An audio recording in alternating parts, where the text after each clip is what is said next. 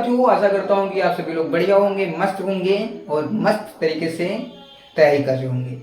लेकिन साथियों कभी कभी ऐसा होता है कि कुछ सब लोगों के द्वारा ऐसे कह दिए जाते हैं कि आपकी पूरी बनी बनी तैयारी आप छोड़कर उस उन शब्दों में आ जाते हैं, डूब जाते हैं उन शब्दों में, उन शब्दों के बारे में सोचने लगते हैं।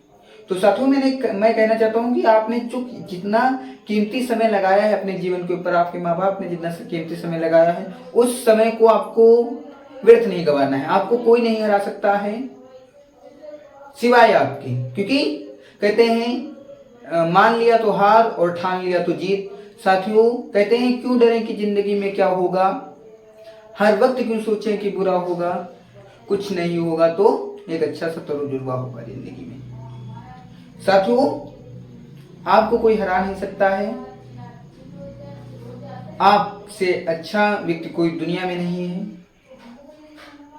आप बस पूरी शिद्दत के साथ अपने आप को पहचानिए और इसी क्रम में हम लोग पढ़ाई को स्टार्ट करते हैं। Let's start the video. तो बात करेंगे आज की इस वीडियो में हम लोग भाज्य और अभाज्य संख्याओं के बारे में। तो सबसे पहले मैं बात करता हूँ भाज्य संख्या और अभाज्य संख्या के बारे में। भाज्य और अभाज्य संख्या। तो साथियों सबसे पहले मैं बात करता हूँ, अभी तक आप लोगों ने एक टर्म पढ़ा है अभाज्य संख्या, यानी कि प्राइम नंबर्स। क्या पढ़ते हैं आप लोग? Prime numbers. आप लोगों ने प्राइम नंबर्स के बारे में पढ़ा होगा कि आप लोग बचपन में इस तरह से याद करते थे, हम भी याद करते थे, ऐसी संख्या जो किसी से ना घटे, ऐसी संख्या जो किसी से ना घटे। ठीक है, कुछ इस तरह से याद करते थे कोई लोग। तो मैं आपको ये बताना चाहता हूँ कि प्राइम नंबर्स क्या होता है। तो साथियों सबसे पहले मैं आपको एक चीज बताना चाहता हूँ यहाँ पर, फैक्टर। क्या बताना चाहता हूँ? फैक्टर या फिर मल्टीपल। तो फैक्टर और मल्टीपल क्या होता है? तो साथियों जैसे मैंने कहा 4 का फैक्टर लिखूं, एक एग्जांपल लिया मैंने 4 का फैक्टर लिखूं, तो आपने कहा 1 2 4।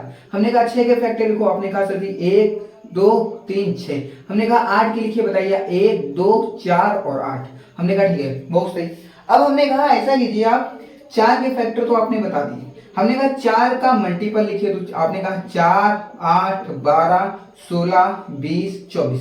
तो आपने जब ये कहा 4 8 12 16 20 24, तो आपने ये कहा और यहाँ पर क्या कहा 1 2 4। ठीक है साथियों, तो जब आपने 1 2 4 कहा, 4 8 12 16 20 24 कहा, तो साथियों आपने देखा कि ये जो फैक्टर लिखेंगे वे संख्याएं हैं जो 4 को पूरा पूरा क्या कर सकती हैं, डिवाइड कर सकते हैं। यानी कि वे संख्याएं जो 4 को पूरा पूरा विभाजित कर सकती हैं, वे 4 के क्या होंगी? फैक्टर। अगर मैं बात करता हूँ मल्टीपल के, तो 4 के मल्टीपल क्या होंगे? तो जो 4 से डिवाइड हो जाए, फिर 4 के पहाड़े में जो आए वो क्या होंगे?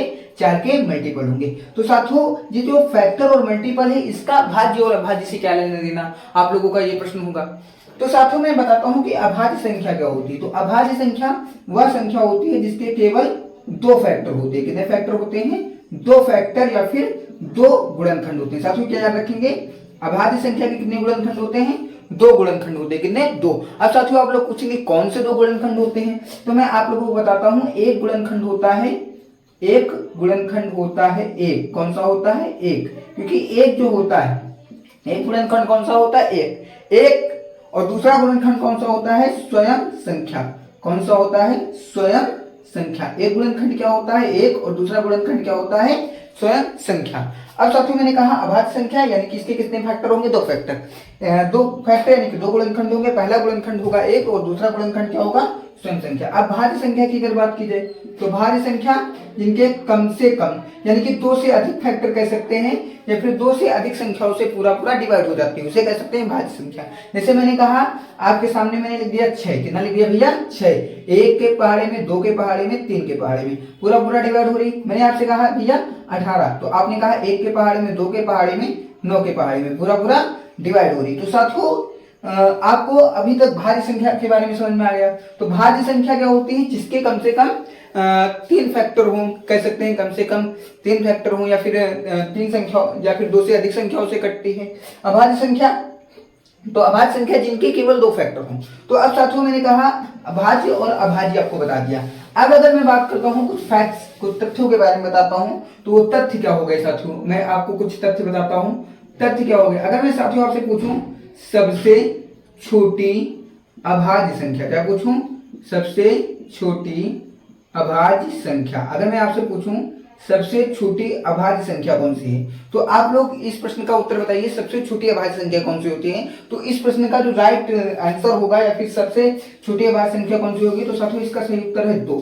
अब आप लोग पूछेंगे कि सर जी 2 है 1 क्यों नहीं है, तो अभी हमने एक कंडीशन आप लोगों को बताई थी कि जो अभाज्य संख्या होती है, कौन सी अभाज्य संख्या, जो अभाज्य संख्या होती है उसके कितने गुणनखंड होते हैं, 2। एक गुणनखंड क्या होता है, स्वयं संख्या। एक गुणनखंड क्या होता है, स्वयं संख्या। एक गुणनखंड होता है स्वयं संख्या और दूसरा गुणनखंड क्या होता है, 1। दूसरा गुणनखंड क्या होता है, 1। तो अगर मैंने पूछा सबसे छोटी अभाज्य संख्या क्या है, 2, तो आपने पूछा कि सर जी 1 क्यों नहीं है, 1 क्यों नहीं है, तो 1 क्यों नहीं है। तो महान भाव ये बताइए, अब आपने पूछा 1 क्यों नहीं, तो इसके पीछे मैं आपसे पूछता हूँ 1 क्यों नहीं, इसका बताता हूँ। मैंने अभी तक आपको जब थ्योरी कराई तो क्या बताया, अभाज्य संख्या वो संख्या जिनके कितने गुणनखंड होते हैं, 2। मैंने कहा 1 क्यों नहीं है, तो साथियों अगर 1 चेक करें किससे किससे कटता है, तो सिर्फ 1 ही से तो कटता है, और ठीक है। तो 1 का केवल 1 गुणनखंड है, और अभाज्य संख्या होने के लिए कम से कम कितने गुणनखंड होने चाहिए, 2 गुणनखंड, 2 गुणनखंड होने चाहिए ना। और अगर 2 से ज्यादा है तो क्या है, भाज्य, और अभाज्य के लिए 2। और 1 के पास भैया केवल 1 तो स्वयं से सिर्फ कटता है, तो 1 जो है भैया 1 फिर क्या है, तो आप लोग याद रखना 1 ना तो भाज्य है और ना ही अभाज्य। 1 ना तो भाज्य है और ना ही अभाज्य। अब मैंने आपको कुछ फैक्ट भी बताए और आगे फिर फैक्ट बताता हूं मैं आपको। जैसे मैंने कहा सबसे छोटी अभाज्य संख्या तो 2। अब अगर मैं पूछूं एकमात्र, साथियों अभी तक थोड़ा सा टेक्निकल प्रॉब्लम आने की वजह से वीडियो को दोबारा शूट किया जा रहा है आधे पर से। साथियों अभी तक हम लोगों ने बात की थी अभाज्य संख्या क्या होती है, भाज्य संख्या क्या होती है, और हमने ये भी जान लिया कि एक अभाज्य संख्या क्यों नहीं, क्योंकि सिर्फ एक से कटता है। और अभाज्य संख्या होने के लिए कम से कम कितने, 2 अभाज्य संख्या वो होती है जिनके 2 फैक्टर होते हैं, और एक ना तो भाज्य और ना ही अभाज्य। अब साथियों मैं बात करता हूँ एकमात्र सम अभाज्य संख्या कौन सी होगी, तो इसका जवाब क्या होगा, 2। एकमात्र सम अभाज्य संख्या कौन सी होगी, 2। अगर मैं पूछूं लगातार 3 अभाज्य संख्या, लगातार 3 अभाज्य संख्या का युग्म, अगर मैं आपसे पूछूं कि लगातार 3 अभाज्य संख्याओं का युग्म बताइए, तो इसका जवाब होगा 3, 5, 7। क्या जवाब होगा, 3, 5, 7। लगातार 3 अभाज्य संख्याओं का युग्म है। अगर मैं साथियों आप लोगों से एक प्रश्न और पूछूं कि 1 से लगाकर 50 तक, 1 से लगाकर 50 तक कितनी अभाज्य संख्या होती है, तो 15। कितनी होती हैं, 15। आपको जवाब बताना है 1 से लगाकर 50 तक कितनी अभाज्य संख्या होती है, 15। उसके बाद अगर मैं आप लोगों से साथियों प्रश्न पूछूं कि 1 से लगाकर 100 तक कितनी अभाज्य संख्या होती है, तो 25।